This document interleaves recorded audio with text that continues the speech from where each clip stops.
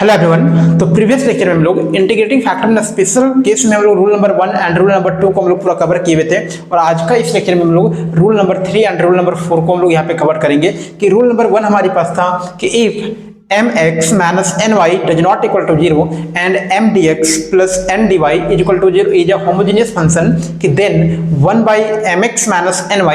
is a integrating factor of mdx plus ndy is equal to 0। वहां पे देखे थे। दूसरा हमारे पास अगला था कि mx plus ny does not equal to 0 ना होना चाहिए, और वहां पे एक हमारे पास फंक्शन था वो 0 के बराबर नहीं होगा, तो 1 by mx plus ny हमारे पास क्या था, इंटीग्रेटिंग फैक्टर है। तो यहाँ पे रूल नंबर 3 की बात करेंगे। चलते हैं रूल नंबर 3 की ओर। क्या हमारे पास है rule number 3।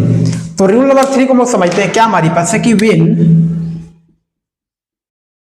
1 upon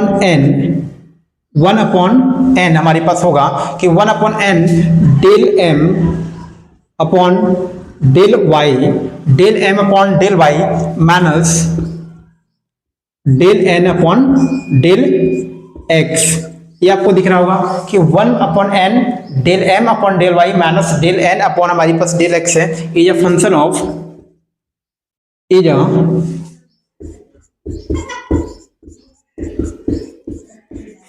of x alone. कि हमारे पास ये जो हमारे पास फंक्शन मिलेगा हमारे पास कि 1 upon n del m upon del y minus del n upon del x जो हमारे पास होगा, यदि हमारे पास x का सिर्फ हमारे पास फंक्शन होगा तो हम लोग से मान लेते हैं कि ये फंक्शन को हम लोग क्या बोलेंगे कि से f ऑफ x। कि मान लेते हैं यहाँ से जो फंक्शन मिलेगा हमारे पास क्या मिलेगा, fx मिलेगा। Then the integrating factor then the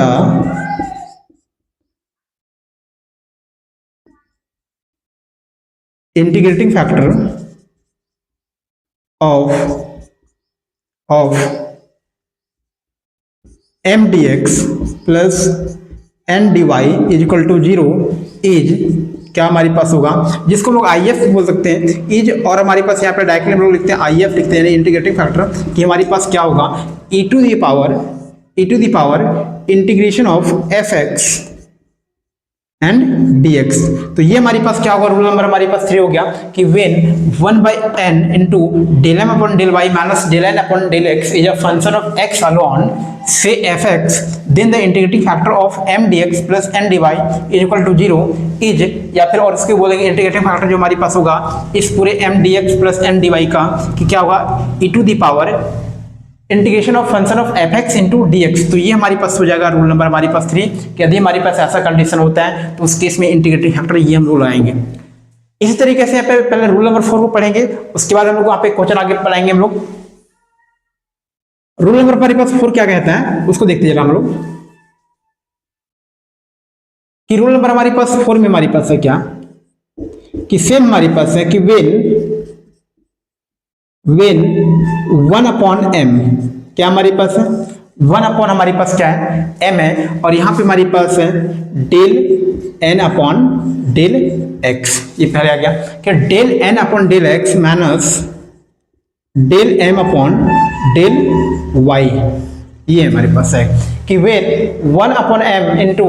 del n upon del x minus del m upon del y is a function of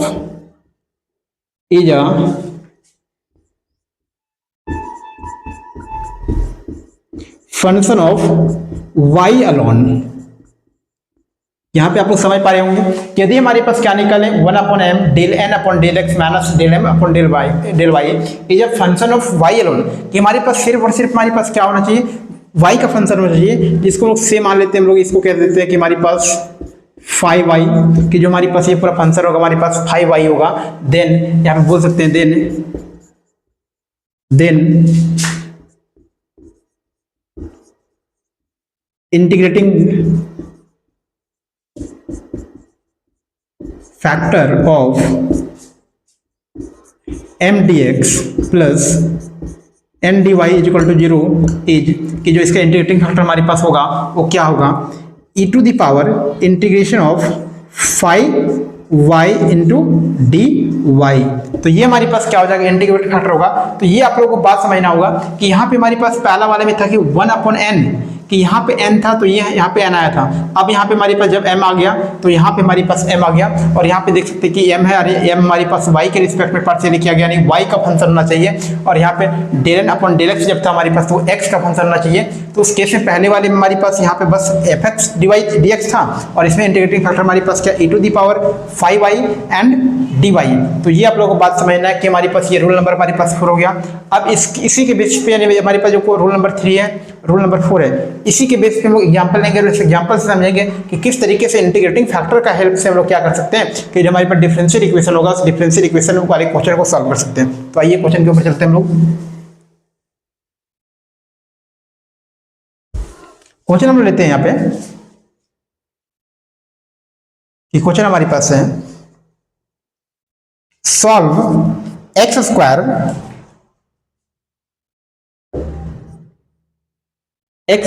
plus y square plus 2x dx plus 2y dy is equal to 0। तो ये हमारे पास एक differential equation दिया गया है कि x square plus y square plus 2x dx plus 2y dy is equal to 0। तो ये हमारे पास डिफरेंशियल इक्वेशन दिया गया है। अब इस डिफरेंशियल इक्वेशन को हम लोग क्या करना है, सॉल्व करना है। तो चलते हैं हम लोग सोल्यूशन के ऊपर, इसके चलते हैं हम लोग। तो सोल्यूशन यहाँ पे सबसे पहला हम देखेंगे कि यदि इस पूरे डिफरेंशियल इक्वेशन को m dx plus n dy is equal to 0 से हम लोग क्या करेंगे, कंपैरिजन करेंगे। तो कंपैरिजन करने के बाद हमारे पास जो यहाँ से हेयर जो m का वैल्यू हम लोग को मिल जाएगा कि m इज इक्वल टू हम लोग यहाँ से देख सकते हैं कि m क्या मिलेगा हमारे पास, x square plus y square plus 2x, ये हमारे पास m का वैल्यू मिला। और उस तरीके से बोल सकते हैं and n is equal to हमारे पास क्या मिलेगा कि n इज इक्वल टू हमारे पास क्या रह गया, ये 2y रह गया। अब m को y के रिस्पेक्ट में पार्शियल डिफरेंशिएट करना है और n को x के रिस्पेक्ट में पार्शियल डिफरेंशिएट करना है। तो यहाँ से del m upon del y calculate कर ले रहे हैं हम लोग। तो क्या मिलेगा कि y के रिस्पेक्ट में हम लोग को क्या करना है, पार्शियल डिफरेंशिएट करना है। तो x तो हमारे पास कांस्टेंट नहीं कि ये हमारे पास क्या हो जाएगा, 0 हो जाएगा प्लस 2y, यानी ये पूरा हमारे पास 2y के बराबर हो गया कि जब del m upon del y हम लोग कैलकुलेट किए तो ये 2y के बराबर हो गया। अब इसी तरीके से हम लोग यहाँ पे del n upon del x निकालेंगे तो x का कोई फंक्शन हमारे पास नहीं, पूरा वो कांस्टेंट है, तो कांस्टेंट हमारे पास क्या हो जाएगा, 0 हो जाएगा। तो यहाँ से बोल सकते हैं हम लोग, यहाँ से बोल सकते हैं कि therefore del m upon del y does not equal to del n upon del x. तो ये कंडीशन हमारी पेश मिला कि इसका मतलब कि equation is given equation is not exact. कि एग्जैक्ट होता तो आसानी से हम लोग बना लेते हैं, बट यहाँ पे हमारे पे जो डिफरेंशियल इक्वेशन दिया गया है वो डिफरेंशियल इक्वेशन एग्जैक्ट है नहीं। तो एग्जैक्ट नहीं है तो एग्जैक्ट बनाने के लिए क्या करते हैं कि हमारे पास एक फंक्शन x और y का फंक्शन होता है, जिस फंक्शन से क्या करते हैं पूरे उस डिफरेंशियल इक्वेशन को मल्टीप्लाई करते हैं, और मल्टीप्लाई करने के बाद हम लोग एग्जैक्ट बनाते हैं, और एग्जैक्ट के बाद हम लोग आसानी से उसको सॉल्व कर पाते हैं। तो चलते हैं हम लोग इसको एग्जैक्ट कैसे बनाएंगे उसके ऊपर। तो यहाँ से हम लोग ये ध्यान दें कि del m upon del y हम लोग कैलकुलेट की तो हमारे पास क्या निकला, 2y निकला, और del n upon del x को कैलकुलेट किया हमारे पास क्या निकला, 0 निकला। अब यहाँ से देख सकते हैं कि इक्वेशन तो एग्जैक्ट नहीं है। अब फॉर्म जो हम लोग पढ़े कि 1/n, एक तो हमारे पास 1/n हमारे पास del m upon del y minus del n upon del x, एक तो ये फॉर्म था, और दूसरा हमारे पास फॉर्म था 1/m del n upon del x minus del m upon del y, ये हमारे पास दूसरा फॉर्मेट था। अब देखिए किस फॉर्मेट में ये फिट हो रहा है, कि इस फॉर्मेट में या फिर इस फॉर्मेट में, किस फॉर्मेट में फिट हो रहा है। तो यहाँ से देखिए पहले वाले फॉर्मेट में यहाँ पे ऑलरेडी हमारे पास n का वैल्यू हमारे पास क्या है, 2y है, और यहाँ पे हम लोग जैसे ही del m upon del y में से del n upon del x को सब्ट्रैक्ट करेंगे तो हमारे पास क्या मिलेगा, 2y मिलेगा, और जैसे यहाँ पे इस पूरा का वैल्यू 2y मिलेगा और ये भी 2y है, कैंसिल होकर 1 मिलेगा, और 1 होगा तो हमारे पास वो हमारे पास x का फंक्शन तो होगा ही हमारे पास है। तो यहाँ से वो आगे बढ़ते हैं लोग यहाँ पे, यहाँ से कि 1 अपॉन हमारे पास यहाँ पे n del m upon del y minus del n upon del x, इस चीज का वैल्यू निकालते हैं। तो x चीज का वैल्यू निकालेंगे हमारे पास क्या हो जाएगा, 1 अपॉन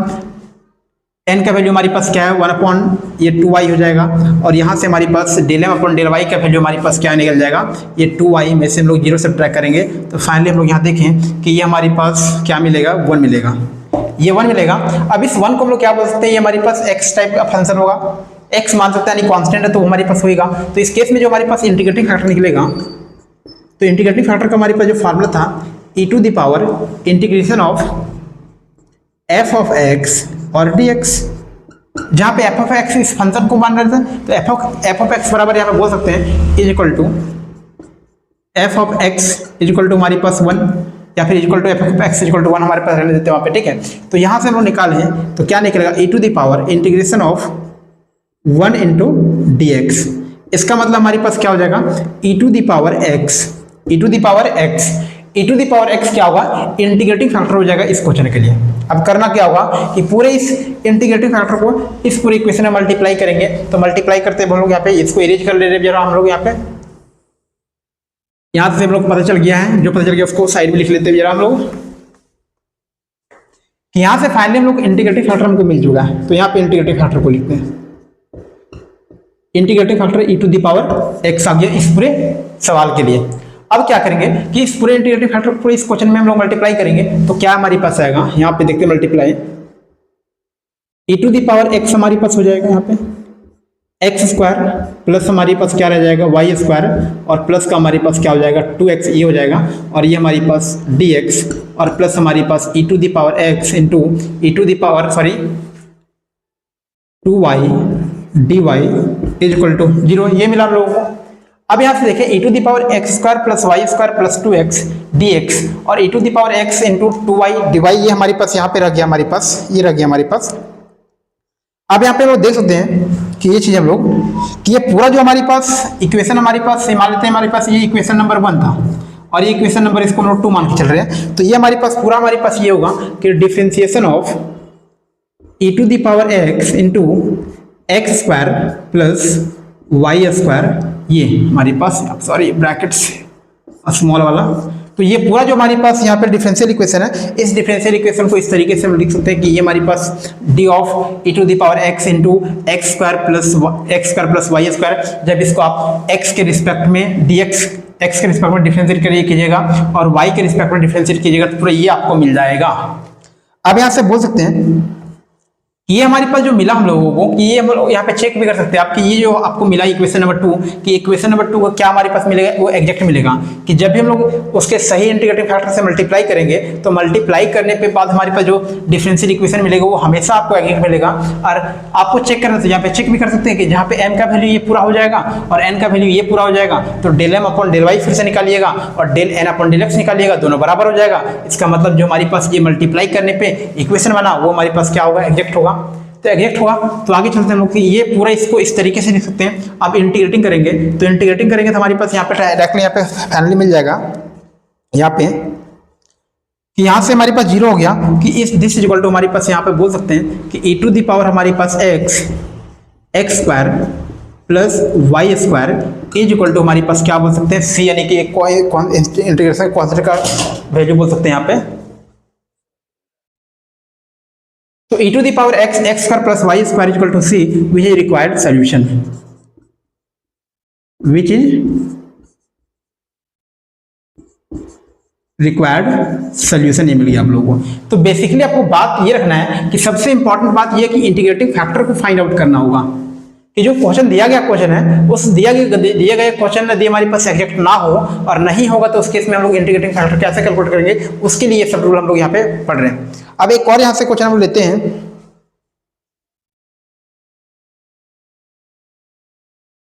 क्वेश्चन हमारे पास ये है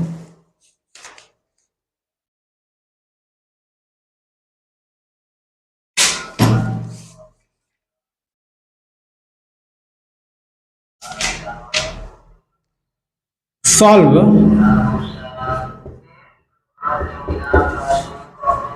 3x square y to the power 4, 3x square y to the power 4 plus 2xy dx plus 2x cube y cube plus में हमारे पास माइनस में x square y d y is equal to 0। ये हमारे पास दिया गया डिफरेंशियल इक्वेशन है। तो यहाँ पे दिया गया डिफरेंशियल इक्वेशन हमारे पास दिया गया है कि 3x square y power 4 plus 2x y d x plus 2x cube y cube minus x square y d y is equal to 0। ये दिया गया डिफरेंशियल इक्वेशन है। अब इस पूरे दिए गए डिफरेंशियल इक्वेशन को लोग सॉल्व करना है, तो सोल्यूशन के ऊपर लोग चलते हैं यहाँ पे। तो सोल्यूशन में पहले जब भी हम लोग डिफरेंशियल इक्वेशन को सॉल्व करेंगे तो अभी हम लोग हमारे पास देखना हो कि m और n का वहां से पहले कैलकुलेट करेंगे वैल्यू, और दिया गया डिफरेंशियल इक्वेशन एग्जैक्ट है या नहीं है वो चेक कर लेंगे पहले हम लोग। तो यहाँ पे बोल सकते हैं here m is equal to, m का वैल्यू हमारे पास क्या मिलेगा 3x square y to the power हमारे पास 4 एंड प्लस हमारे पास क्या मिलेगा 2xy मिलेगा हमारे पास। ये हमारे पास m का वैल्यू हो गया, और एंड हमारे पास यहाँ से n का वैल्यू में निकाल लेते हैं। एंड n का वैल्यू हमारे पास क्या हो गया 2x cube y cube minus का हमारे पास एक्स स्क्वायर वाई, ये हमारे पास n का वैल्यू हो गया। अब यहाँ से m को पार्शियल डिफरेंशिएट करेंगे y के रिस्पेक्ट में, तो देखते हैं यहाँ से क्या मिलेगा कि y के रिस्पेक्ट में ये पूरा हमारे पास कांस्टेंट होगा, तो y पावर 4 का हमारे पास डिफरेंशिएशन 4y क्यूब हो जाएगा, और 4 को 3 से मल्टीप्लाई करेंगे 12x स्क्वायर वाई क्यूब ये मिल जाएगा। एंड 2xy का हमारे पास क्या हो जाएगा, ये हमारे पास 2x रह जाएगा। एंड हमारे पास यहाँ से del n upon del x यदि हम लोग कैलकुलेट करते हैं तो कैलकुलेट करेंगे, देखते हैं हमारे पास क्या मिलता है। तो x के रिस्पेक्ट में नहीं y वाला कांस्टेंट होगा, तो x क्यूब का हमारे पास 3x स्क्वायर यानी 3 इंटू 2 हमारे पास क्या हो जाएगा 6 हो जाएगा। एंड हमारे पास x स्क्वायर हो जाएगा और y क्यूब हो जाएगा, माइनस का हमारे पास x स्क्वायर y का x स्क्वायर का 2xy ये मिल गया। अब यहाँ से हम देख सकते हैं कि del m upon del y और del n upon del x दोनों हमारे पास बराबर नहीं है। इसका मतलब ये कि del m upon del y does not equal to del n upon del x, which means equation is not exact. इसका मतलब ये बताएगा कि हमारे पास दिया गया हमारे पास इक्वेशन जो हमारे पास है ये एग्जैक्ट नहीं है, दिया गया इक्वेशन एग्जैक्ट नहीं है। अब एग्जैक्ट नहीं तो हम लोग एग्जैक्ट बनाना होगा, और एग्जैक्ट बनाने का हमारे पास यही रूल है कि हमारे पास एक ऐसा x और y का फंक्शन होगा जिससे पूरा मल्टीप्लाई करना होगा, दैट मीन्स इंटीग्रेटिंग फैक्टर। तो इंटीग्रेटिंग फैक्टर निकालना होगा,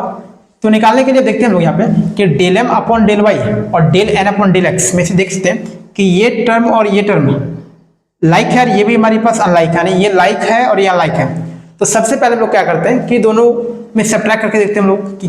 यानी del m upon del y में से del n upon del x को सब्ट्रैक्ट करते हैं तो क्या मिल जाएगा। यहाँ पे रफ में पहले कर लेते हैं 12x square y cube plus हमारे पास 2x माइनस का हमारे पास 6x square y cube minus, और माइनस में तो प्लस हमारे पास 2xy हो जाएगा। तो यहाँ से देखिए ये टर्म और ये टर्म दोनों तो हमारे पास सब्ट्रैक्ट होगा, सब्ट्रैक्ट होने के बाद हमारे पास क्या मिलेगा 6x square y cube and हमारे पास 2x और ये हमारे पास प्लस का 2x और प्लस का हमारे पास 2xy, इस टाइप का हमारे पास एक फंक्शन मिल रहा है। हम लोग क्या कर रहे हैं सब्ट्रैक्ट कर रहे हैं, तो कहीं कुछ मिस्टेक हो रहा लग रहा है हमको। यहाँ पे x के रिस्पेक्ट में करना था हम लोगों को, ये हमारे पास 2xy करेक्ट हमारे पास है, और यहाँ पे हमारे पास 2xy हमारे पास y के रिस्पेक्ट में करना था हम लोगों को, तो यहाँ पे 2x तो मिलेगा ही हम लोगों को। यहाँ पे सॉरी क्वेश्चन में हमारे पास थोड़ा सा मिस्टेक हो गया है कि लिखने में कि यहाँ पे y नहीं होगा बस x स्क्वायर होगा ये वाला टर्म, तो यहाँ पे इसी कारण से थोड़ा सा हमारे पास यहाँ पे मिस बिहेव कर रहा है यहाँ पे क्वेश्चन। तो यहाँ से ये हमारे पास हो जाएगा 2x हो जाएगा। अब आसानी से हम लोग क्या कर सकते हैं सब्ट्रैक्ट कर सकते हैं। तो यहाँ से हमारे पास क्या मिल जाएगा ये हमारे पास 2x और प्लस 2x क्या हो जाएगा हमारे पास 4x हो जाएगा। तो जैसे हम लोग यहाँ पे क्या किया del m upon del y में से del n upon del x को सब्ट्रैक्ट किए तो ये हमारे पास ये मिल गया कि हमारे पास मिला 6x square y cube and plus का हमारे पास 4x हमारे पास मिल रहा है। अब हमको डिवाइड देना होगा, तो जब हम लोग यहाँ पे del m upon del y minus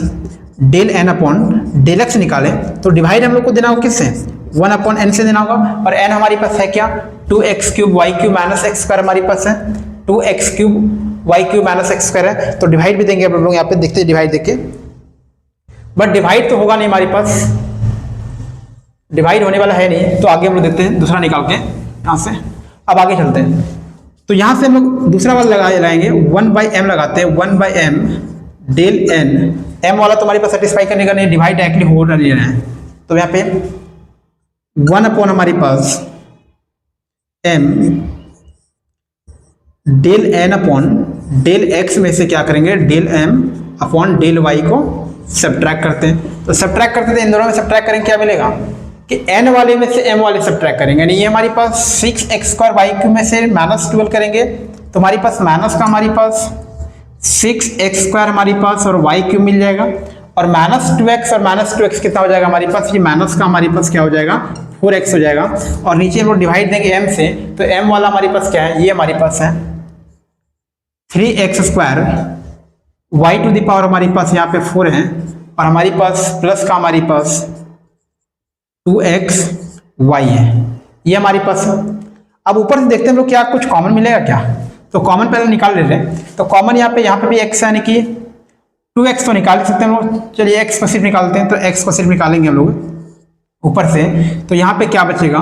6 हमारे पास x 6x और y³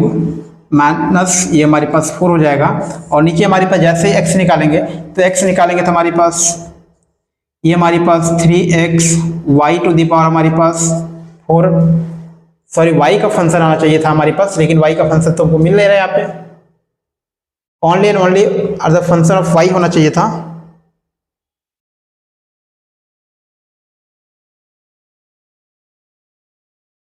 नीचे से हमारे पास xy कॉमन आ जाएगा, नीचे से देख रहे थे यहाँ पे नीचे से क्या निकाला है, यहाँ से नीचे से हमारे पास xy ये हमारे पास कॉमन आ सकता है, ठीक है,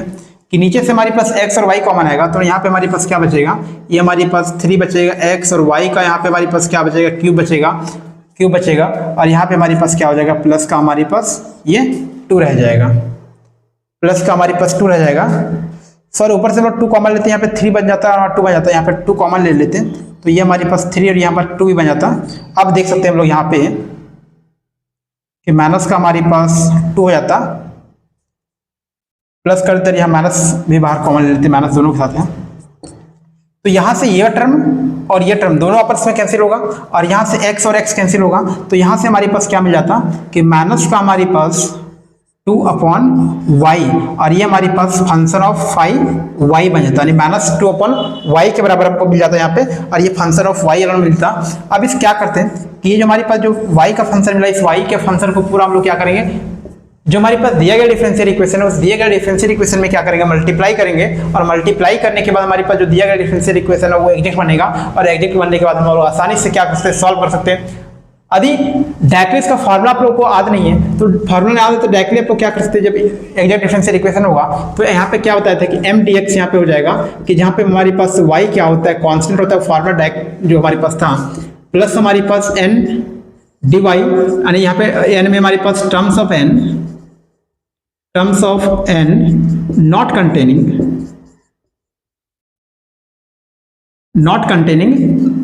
कंटेनिंग x, यानी n का वैसा टर्म ले लेना जिसमें x कंटेन होगा, और इक्वल टू c, इस फॉर्म में भी आप लोग पुट कीजिएगा गिव डिफरेंशियल इक्वेशन को, तभी आपको आसानी से क्या मिल जाएगा, वहाँ पे आपका सोल्यूशन मिल जाएगा। आज का वीडियो में यहीं तक। लास्ट एक आपका रूल बचा, रूल नंबर 5 हमारे पास है, उस रूल नंबर 5 को नेक्स्ट वीडियो में लोग आप लोगों के लिए लेकर आएंगे। तो थैंक यू।